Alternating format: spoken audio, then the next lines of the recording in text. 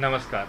आप देख रहे हैं द न्यूज़ नाउ और मैं हूं रजतपुरा आपके साथ। गवर्नमेंट मेडिकल कॉलेज कठुआ, एक बड़ी जिम्मेदारी कुछ महीने पहले इनको मिली क्योंकि ये एक एंट्री पॉइंट है लखनपुर, जहां पर जम्मू एंड कश्मीर के बाहर से कोई भी वे रोड जम्मू कश्मीर में एंटर करना चाहता है तो यहाँ उसको ज़रूर गुजरना होगा। और इनको एक जिम्मेदारी दी गई थी कि आप कोविड का भी ये पूरे डिस्ट्रिक्ट का और आसपास के इलाकों का ध्यान रखेंगे कि पेशेंट्स जो आ रहे हैं उनको किस तरह से ट्रीट करना है और आसपास के लोगों की सैम्पलिंग करनी है। कई लोग जो बाहर से आ रहे हैं उनका भी देखभाल करनी है और बखूबी जीएमसी कठुआ ने इसको निभाया है। आज हम देख रहे हैं कि 350 के आसपास केसेस जो जम्मू एंड कश्मीर के कठुआ डिस्ट्रिक्ट में हैं, उसमें से करीबन 40 ही ऐसे लोग हैं जो सिर्फ जो जिनकी ट्रैवल हिस्ट्री नहीं है, बाकी सब जो लोग हैं वो ट्रैवल हिस्ट्री के, यानी कि सही टाइम पर उनको ये पहचाना गया कि वो कोविड पॉजिटिव उनके सिम्टम्स हैं और उनको टेस्ट किया गया और उसके बाद जो रिज़ल्ट हैं वो आपके सामने हैं।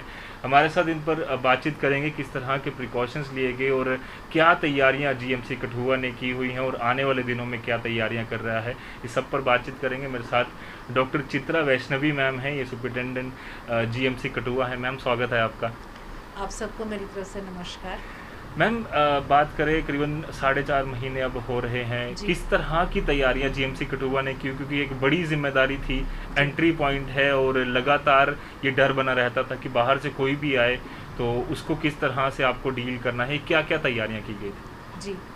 तो जीएमसी कठुआ के एसोसिएटेड हॉस्पिटल की जो जर्नी मैं कह सकती हूँ कोविड के साथ तकरीबन 12 से लेकर 13 मार्च को शुरू हुई। जी। जिस वक्त की पूरे हिंदुस्तान में जब केसेस आना शुरू हो गए तो जे.एंड.के गवर्नमेंट ने एक बहुत ही अच्छा स्टेप लिया कि उन्होंने अपना जो कहते हैं गेम अप किया। जी। उसमें सबसे पहले हमारी ज़्यादा जिम्मेदारी बन गई इस एसोसिएटेड हॉस्पिटल की, क्योंकि ये एंट्री पॉइंट है। आपको पता है जे.एंड.के का एंट्री पॉइंट कठुआ है। राइट। और क्योंकि एसोसिएटेड हॉस्पिटल अभी रिसेंटली इस्टेब्लिश हुआ है तो लोगों की उम्मीदें भी इसके साथ बहुत ज़्यादा बढ़ गई। बिल्कुल। तो हम लोगों ने हमारा जो फोकस रहा था कि हमारे पास क्या क्या सुविधाएं हम इमीडिएटली प्रोवाइड कर सकते हैं। राइट। तो सबसे पहले हम लोगों ने एक बनाई जिसे हम कहते हैं ट्रायाज। राइट। ट्रायाज में क्या होता है कि जैसे लखनपुर हमारी एंट्री पॉइंट है, एंट्री पॉइंट से हमारे पास वो लोग आते हैं यहाँ पे जो कोई भी मेडिकल ट्रीटमेंट वगैरह के लिए कहीं बाहर गए थे। राइट। जैसे कुछ बुजुर्गों कुछ ऑपरेशनों के लिए अमृतसर, दिल्ली, कहीं पर भी इंडिया में कहीं भी गए थे, उनको लखनपुर से एडमिनिस्ट्रेशन हमारे पास भेजती है। तो हमारी जो ट्रायज यूनिट है हमने इस्टेब्लिश की और वहाँ पे डॉक्टर्स और बाकी पैरामेडिकल स्टाफ ने बड़ी बखूबी से ये उन्होंने ट्रायाज की। ट्रायज का मतलब होता है कि आप असेस करें कि क्या इस इंसान को जी। दाखिल करने की ज़रूरत है, क्या इसकी सैम्पलिंग की ज़रूरत है, या ये सेफ़ है और इसको घर पे quarantine, home symptoms quarantine check की किए जाते हैं। हाँ जी ज़रूरत है। जी। अभी तक हमारे तकरीबन 7,000 लोगों की ट्रायाज हो चुकी है और ट्रायाज की टीम डे और नाइट काम कर रही है। जी। 12 बजे, 1 बजे, 2 बजे रात को भी हमारे पास एम्बुलेंसेस आती रही हैं राइट। और हमारी टीम ने उनका ट्रायाज किया। ट्रायाज होने के बाद अगर तो पेशेंट को हमें कोई मेडिकल प्रॉब्लम है जी। और जो कोविड पॉजिटिव है, जी। बड़ी बारी हमारे पास एडमिनिस्ट्रेशन ने डायरेक्टली कोविड पॉजिटिव्स भी भेजे। जी। उनके लिए हमने एक सेटअप बनाया जिसको हम कहते हैं आइसोलेशन। राइट। सो हमारे पास लकीली एक बिल्डिंग थी जो हाफ कंस्ट्रक्टेड थी राइट। और हमारे मेडिकल कॉलेज की एडमिनिस्ट्रेशन ने उसको तकरीबन जिसे कहते हैं रातों रात उसको कंप्लीट करवा के जी। एक 15 बेडेड आइसोलेशन वार्ड बनाया गया जो हॉस्पिटल के प्रेमाइस के बाहर है। राइट। अब इस दौरान हमारी कोई भी सुविधा और जो सेवा लोगों की थी रुकी नहीं। जी। इसके दौरान कोविड के हर महीने में मार्च ऑनवर्ड्स हर महीने 200 से 150 से 200 डिलीवरियां होती रहीं, जी। सिजेरियंस चलते रहे, इमरजेंसी ऑपरेशन चलते रहे। जी। ओपीडी कुछ देर के लिए जो बंद हुई थी उसको इमीडिएटली रीस्टार्ट करके एक और बिल्डिंग थी JKMSL का स्टोर, वहाँ पे हमारी सारी ओपीडी चलती रही। इस वक्त भी बड़े हॉस्पिटल्स में ओपीडीज बंद हो गई बिल्कुल। हैं। हमारा एक ऐसा इकलौता हॉस्पिटल में आपको बताना चाहूँगी जहाँ पे अभी भी ओपीडी बरकरार है और दिन में 250 से 300 की ओपीडी अभी भी चल रही है। जी। तो ये जो आइसोलेशन की बात करें तो हमारे पास एक 15 बेड का आइसोलेशन बाहर है, जी। जिसमें हमारे एक डॉक्टर साहिबान उधर 24 आवर्स अवेलेबल होते हैं, Right. ऑन कॉल भी होते हैं। सारे स्पेशलिस्ट जिसकी भी ज़रूरत पड़े वो जाके वहाँ पे पेशेंट देखते हैं। और इसके अलावा हमारे पास उधर sufficient number of PP kits भी हैं। जी। इसके अलावा एक 5 बेड का हमारे पास आईसीयू है आइसोलेशन का। जी। अगर किसी को वेंटिलेटर की सपोर्ट हो तो हमारे पास 5 मोबाइल वेंटिलेटर्स भी हैं और जी। 5 स्टैटिक स्टेशनरी वेंटिलेटर्स हैं। और इसके अलावा और 10 बेड्स हमने आइडेंटिफाई करके रखे हैं, जी। पर हम कहते हैं ऊपर वाले को कि ऐसी नौबत ना जी। आए, क्योंकि अगर एक कोविड पॉजिटिव पेशेंट को हमें हॉस्पिटल के अंदर लाना पड़े राइट। तो उसी क्षण में जो नॉर्मल एक्टिविटीज़ हॉस्पिटल की है वो मुझे सस्पेंड करनी पड़ेंगी। राइट। जिसका मतलब है कि चाहे वो ओपीडी सर्विसेज हैं, चाहे कैंसर पेशेंट की ट्रीटमेंट है, चाहे ईसीजी सर्विसेज हैं या लेबॉर्ट्री सर्विसेज हैं, ये इमीडिएटली हमें बंद करनी पड़ती है और फिर इस हॉस्पिटल को एक डेजिग्नेटेड या डेडिकेटेड कोविड हॉस्पिटल बनाया जाता है। जी। तो इसके अलावा मेरे पास 54 बेड्स हैं क्वारंटीन में। जी। क्वारंटीन में हम उन लोगों को रखते हैं जिनके सस्पेक्ट्स होते हैं या फिर वो प्राइमरी कंटैक्ट्स होते हैं। जी। जब तक उनका टेस्ट नहीं होता है उनको हम अपने क्वारंटीन वार्ड में रखते हैं। और क्वारंटीन वार्ड में हमने एक बनाया है, वो आपको मैं ऊपर दिखा भी सकती हूँ अगर आपकी इच्छा है। वैसे तो कहते हैं हॉस्पिटल में जितना फुटफॉल कम हो तो उतना जी। अच्छा रहेगा। इसके अलावा हमारा D1 से हमारी सैम्पलिंग यूनिट भी स्टार्ट हो गई। राइट। और शुरू में हमारे कोई 150 की हमें रिस्ट्रिक्शन दी थी कि आपने 50 से ज़्यादा लोगों की सैम्पलिंग नहीं करनी है। जी। उसके बाद आस्ते आस्ते वो बढ़ाई गई। किसी दिन 150 160 लोगों की भी सैम्पलिंग होती जी। है, और ये भी उसी स्टाफ के साथ जो एग्जिस्टिंग है। राइट। तो मतलब उसमें कोई नई टीम जो है वो अभी तक ऐड नहीं हुई। अभी तक कोई नई टीम नहीं ऐड हुई है हमारे पास। हमारे पास सैम्पलिंग 3 किस्म की है। हमारे पास जी। सैम्पलिंग के लिए वो लोग आते हैं जो मेडिसिन ओपीडी में से हमारे पास भेजे गए होते हैं। राइट। हमारे पास सैम्पलिंग उनकी गायनी डिपार्टमेंट की भी होती है। जी। जैसे कि किसी का सिजेरियन या नॉर्मल डिलीवरी की है तो उसके लिए हम सैम्पलिंग कराते हैं। कभी इमरजेंसी सिजेरियन है उसकी भी सैम्पलिंग कराते हैं। पोस्टमार्टम होता है तो हमें एज़ पर रूल उसकी भी सैम्पलिंग Right. करानी पड़ती है। तो एक आपको जान के खुशी होगी कि हमारे पास एक मशीन आई है जिसको हम ट्रू नेट कहते हैं। जी। पर ट्रू नेट के में सिर्फ 6 या 7 जनों से ज़्यादा की सैम्पलिंग नहीं, this is only for emergency. Right. And ज़्यादा सेंसिटिव टेस्ट वही है RT-PCR। राइट। अभी तक RT-PCR मैम की जो सैम्पलिंग है वो हाँ। जितने भी सैंपल यहाँ पर लिए जा रहे हैं वो कहाँ पर भेजे जा रहे हैं? हाँ जी, इस सैम्पलिंग का एक प्रोसीजर होता है हमारी जो सैम्पलिंग सिर्फ सैम्पलिंग ही नहीं होती, सैंपल पैक करने ही में ही हमारी टीम को 1.5 से 2 घंटे लग जाते हैं सैंपल की पैकिंग। राइट। क्योंकि इसको ट्रिपल लेयर की पैकिंग करनी sensitive पड़ती चीज़ है है। और बहुत ये एक बायो हैज़र्ड है राइट। क्योंकि ये इन्फेक्टिव मटेरियल है। तो इसकी जो सैम्पलिंग है हमारी कलेक्टिवली चीफ मेडिकल ऑफिसर के पास भेजी जाती है जी। और अंडर ऑल सेफ्टी मेजर्स वो लोग ट्रांसपोर्ट करते हैं इसको जम्मू में। जी। फिर जम्मू में एज़ पर देयर अवेलेबिलिटी वो वहाँ पे करवाते हैं या फिर कई बारी वो सैंपल्स बाहर भेजते हैं। जी। सो बेसिकली हमारे सैंपल्स हम लोग जो है मेडिकल कॉलेज जम्मू में भेज जी। रहे हैं। अब हमारे पास एक RT-PCR की मशीन ज़रूर आई है, जी। पर उसको क्योंकि सेटअप करने में थोड़ा सा टाइम लगता है और हमारे टेक्नीशियंस भी गए हैं जम्मू मेडिकल कॉलेज में इसकी ट्रेनिंग के लिए, जी। क्योंकि RT-PCR की मशीन के लिए जो है बहुत बड़ी बड़ी मशीनें होती हैं। राइट। और मैं शुक्रगुजार हूँ गवर्नमेंट का जिन्होंने सारे मेडिकल कॉलेजेस को भी ये मशीन उपलब्ध करवाई है। जी। पर ये है क्योंकि इसकी मशीन के अपनी सेफ्टी इश्यूज़ हैं, उन राइट। सारों को मद्देनजर रख के हमारी वर्दी प्रिंसिपल मैडम और हमारे डायरेक्टर कोऑर्डिनेशन मेडिकल कॉलेजेस के डॉक्टर यशपाल शर्मा, उन्होंने भी काफ़ी इंटरेस्ट लिया है इसमें और आज भी इंजीनियर्स की टीम मैडम के साथ मिल कर के वो डिसाइड कर रहे हैं कि किस तरह से लेबॉर्ट्री सेटअप की जाए। जी। मैम, क्या आपको लगता है कि जो प्रिकॉशंस, जो तैयारियां पहले ही जम्मू एंड कश्मीर एडमिनिस्ट्रेशन ने कर ली थी, जीएमसी कठुआ हुआ, जीएमसी हाँ जी, जम्मू हुआ, या हाँ जी, जितने भी जीएमसी हाँ, हैं, उनकी जो तैयारियां हैं उसका फ़ायदा कहीं ना कहीं जम्मू एंड कश्मीर को हुआ है? क्योंकि अगर हम एब्सोल्युटली। देखें, जो एक बड़ा स्पाइक जो दिल्ली, मुंबई या बाकी स्टेट्स में हमने देखा, वो जम्मू एंड कश्मीर में कहीं ना कहीं नहीं दिखा, और जम्मू में खासकर कम दिखा जम्मू है। में नहीं दिखा है।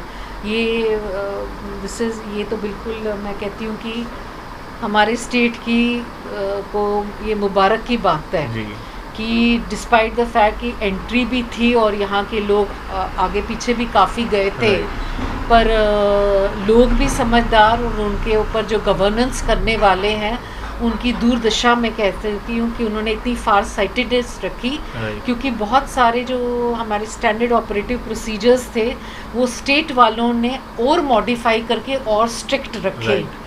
तो उसके कारण हमारे डेफिनेटली हमारे स्टेट में जो स्थिति इस वक्त है वो बाकी स्टेट्स के कंपैरिजन में बहुत अच्छी है। इसके बावजूद भी मैं फिर भी अपील करती हूँ जी। सारी जनता से, और हाथ जोड़ करके अपील जी। करती हूँ कि आप लोग, मैं तो चलो इधर हॉस्पिटल की ही बात करूँगी कि बेफजूल हॉस्पिटल ना आइए। जी बड़ी बारी हम लोग देखते हैं कि कोई डिलीवरी केस है, उसके साथ 6 लोग आए हैं, छोटे छोटे बच्चों को, बुज़ुर्गों को ले आते हैं, तो अननेसेसरी आप लोग अपने को इंफेक्शन पे एक्सपोज करते हैं। राइट। इसी तरह से मैं कई बच्चों को देखती हूँ जैसे आगे पीछे पार्क में बिना मास्क के घूम रहे जी। हैं, तो हम प्रिकॉशन लेंगे तभी हम इसके जंग को लड़ पाएंगे। राइट। अगर हम प्रिकॉशन नहीं लेंगे तो शायद हम भी ये जंग हार जी जाएंगे।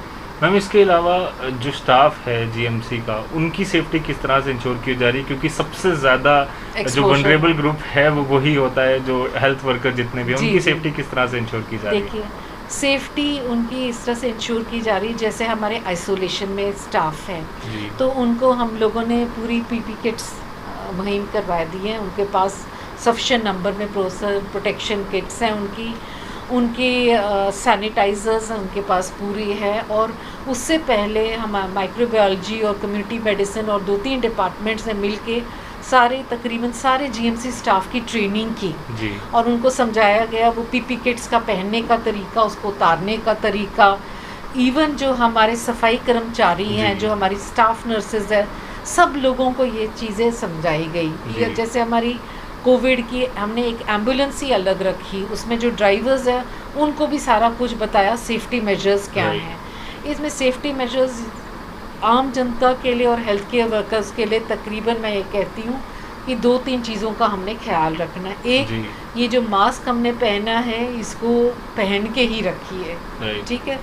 आप तंग भी पड़ जाते तब भी मास्क पहनिए। जी। दूसरा है hand hygiene, hand washing is the best method, regular use of sanitizers, और क्राउडेड जगहों पे ना जाएं। जी इसके बावजूद भी हेल्थ केयर वर्कर्स जो होते हैं वो ज़्यादा प्रोन होते हैं बिकॉज कॉन्स्टेंटली इन्फेक्शन में आते हैं। राइट। और मैं आपको ये बताने में मेरे को बहुत ही प्राइड फील कर रहा है जी कि अभी तक हमने किसी भी स्टाफ वाले ने ड्यूटी से रिफ्यूज़ल नहीं किया है। Right. It is one of the duty से, बेस्ट थिंग, हाँ, it is क्योंकि वो ड्यूटी अगर से- हार मान जाएंगे तो पूरा ड्यूटी से रिफ्यूज़ल नहीं किया है। राइट। हमारी जो स्टाफ नर्सेज हैं, बच्चियां हैं हमारी, सारी डट के ड्यूटीज़ करें। हमारे डॉक्टर साहिबान स्पेशली मेडिसिन डिपार्टमेंट के, जी। क्योंकि उन्होंने ही सारा शोल्डर किया है। 7-7 दिन लगातार वो ड्यूटी दे रहे हैं, राइट। 7 डेज रेगुलरली जी पीपी किट पहनना। और जब आपको पता पीपी किट पहन ली तो आप ना फ़ोन का यूज़ कर सकते हो, Right। ना पानी पी सकते हो, ना वॉशरूम यूज़ कर सकते बिल्कुल। हो। पूरे सो 6-6 घंटे से वो किस तरह से वो ड्यूटी करते हैं, तो इट इज़ एडमिरेबल। राइट। और उसके बावजूद भी उनके हौसले बुलंद हैं, बिल्कुल हौसले बुलंद। बिल्कुल हौसले बुलंद है, और हम उम्मीद करते हैं कि ऐसे ही हौसले बुलंद रहे और लोग भी आपका साथ देते रहे। जी जी। मैम, आप एमडी पब्लिक हेल्थ भी हैं, आपको क्या लगता है कि जिस हिसाब से कोरोना का जो स्प्रेड है अब कुछ दिनों में हम देख रहे हैं कि काफ़ी तेज़ी से बढ़ रहा है, बिल्कुल बहुत तेज़ी और से बढ़ रहा है। एक तरफ से सरकार ने कुछ प्रिकॉशंस भी बताए हैं, बट कहीं ना कहीं लोग अभी फॉलो भी नहीं कर रहे, और क्या ऐसा लगता है कि आने वाले दिनों में पीक जो है वो जल्द आने वाली है, उसके बाद हमें एक गिरावट जो है केसेस में देखने को मिलेगी, क्योंकि आप बाकी वायरसेस का भी आपको स्टडी करते रहते हैं। जी जी जी। तो किस तरह से हमें लगता है कि ये वायरस जो है वो जल्द से जल्द एक पीक पकड़कर जो है वो जम्मू एंड कश्मीर में या बाकी स्टेट्स में नीचे आना शुरू होगा? देखिए, वायरसेस का क्या प्रॉब्लम होती है कि ये म्यूटेट कर जाते हैं, जी। ये अपनी शक्ल सूरत बदल लेते हैं। जी। तो अगर आप इसके लिए एक वैक्सीन भी बनाते हैं, जब तक वो वैक्सीन मार्केट में आती है और यूज़ होती है, तो हो सकता है वो वायरस जो सर्कुलेशन में हो तो वो दूसरा ही हो जाए, नेचर बदल देता है। तो इसमें ऐसा है कि डेफिनेटली मुझे लगता है अभी पीक आएगी। इसीलिए अगर आपको सबको लगता है कि कभी प्रशासन या बहुत स्ट्रिक्ट स्टेप्स ले रही है, तो वो आप हमारी जनता की भलाई के लिए ही ले रही है। क्योंकि कई लोगों को लगता है, हम बड़े लोगों से बात करते हैं कि आप ये मास्क क्यों नहीं पहनते, तो कहते हैं हमें कोविड क्या कहता है। जी, हमारी तो इम्यूनिटी कोविड अच्छी है, हाँ, नहीं, पर एक चीज़ है जो ये वायरस है जी। वो जो वायरस है ना तो वो धर्म देख के आ रही है, ना उम्र देख के आ रही है, ना इकोनॉमिक स्टेटस देख के आ रही है। और अभी तक इसके मोड्स ऑफ ट्रांसमिशन भी जो हैं वो 100% क्लियर नहीं है। ठीक है ना। तो इसमें ऐसा है कि डेफिनेटली मुझे लग रहा है कि we have yet to see the worst, but positive चीज़ ये है कि गवर्नमेंट ने बहुत अच्छे एक्शंस लिए हैं। सप्लाई चेन में हमें कोई ज़्यादा कमी हमें इनफैक्ट नज़र ही नहीं आ रही है। हमें उल्टा हायर अथॉरिटीज़ खुद फ़ोन करके बोलते हैं मास्क चाहिए आप ले जाइए, हाइपोक्लोराइड सोल्यूशन चाहिए ले जाइए, पीपी किट्स की ले जाइए। सो प्रोक्योरमेंट गवर्नमेंट ने, स्टेट गवर्नमेंट ने और सेंट्रल गवर्नमेंट ने बहुत अच्छी की है जी। और जो फंड्स की डाइवर्शन टुवर्ड्स इट हुई है, it is really timely, because Covid ने हमें एक चीज़ ज़रूर सिखाया है कि हेल्थ एक ऐसी चीज़ है जिसके ऊपर कॉम्प्रोमाइज़ नहीं होना चाहिए एक्सपेंडिचर में। पर यस, ये भी है कि अब इस पे स्टडीज़ होंगी कि एक अटैक किसी को अगर हो तो कितनी देर इम्यूनिटी रहे जी। क्योंकि ये तकरीबन it's all new for everybody. पर फिर भी मैं कहती हूँ जे.एंड.के गवर्नमेंट ने बहुत अच्छे स्टेप्स लिए, बहुत अच्छे स्टेप्स लिए, नहीं तो बहुत ही रैम्पेंट हो जाता। राइट। और लोगों से जाते जाते क्या फाइनल अपील करना चाहेंगे? लोगों से हाथ जोड़कर मैं ये कहना चाहती हूँ कि 3 चीज़ें याद रखिए। कोविड ना उम्र, ना सेक्स, ना इकोनॉमिक स्टेटस, कुछ देख के नहीं इन्फेक्शन हो सकती। नंबर 2, जो सार्वजनिक एरियाज़ हैं, क्राउडेड एरियाज़ हैं, मत जाइए वहाँ पे। तीसरा, माँ बाप अपने बच्चों को बेफजूल ऐसे क्राउडेड एरियाज़ में मत लाइए। हाथ धोने की प्रक्रिया जो है वो इस्तेमाल करिए। घर रहिए, सुरक्षित रहिए। घर से बाहर तभी निकलिए जब आवश्यकता हो या बहुत कोई मजबूरी जी। Thank you. धन्यवाद मैम पूरी बातचीत के लिए, और हम उम्मीद करते हैं कि ऐसे ही आप काम करते रहे और पूरी जम्मू एंड कश्मीर की जनता भी आपको धन्यवाद करिए। थैंक यू सो मच जी। तो ये थे हमारे साथ डॉक्टर चित्रा वैष्णवी मैम, जो कि superintendent GMC Jammu and associate hospital हैं। साफ तौर पर इनका कहना है कि जीएमसी कठुआ ने कई सारे जो प्रिकॉशंस लिए, जम्मू एंड कश्मीर एडमिनिस्ट्रेशन ने जो प्रिकॉशंस लिए वो काफ़ी फ़ायदेमंद हुए हैं जम्मू एंड कश्मीर के लोगों के लिए भी। और आने वाले दिनों में ये लगता है कि जल्द ही पीक आकर और जम्मू एंड कश्मीर की जो रिकवरी रेट है वो भी काफ़ी अच्छा है। तो उम्मीद है कि इसका स्प्रेड जो है वो कम हो, बट उसके लिए हम सबको हेल्थ डिपार्टमेंट्स का भी और जितने भी कोरोना वॉरियर्स के तौर पर काम कर रहे हैं फ्रंट लाइन पर लोग, उनका साथ देना होगा। दीजिए इजाज़त, ऐसी और ख़ास बातचीतों के लिए हम फिर आपके साथ जुड़ते रहेंगे। मुझे और मेरे कैमरामैन अंकुश शेट्टी को दीजिए इजाज़त। धन्यवाद।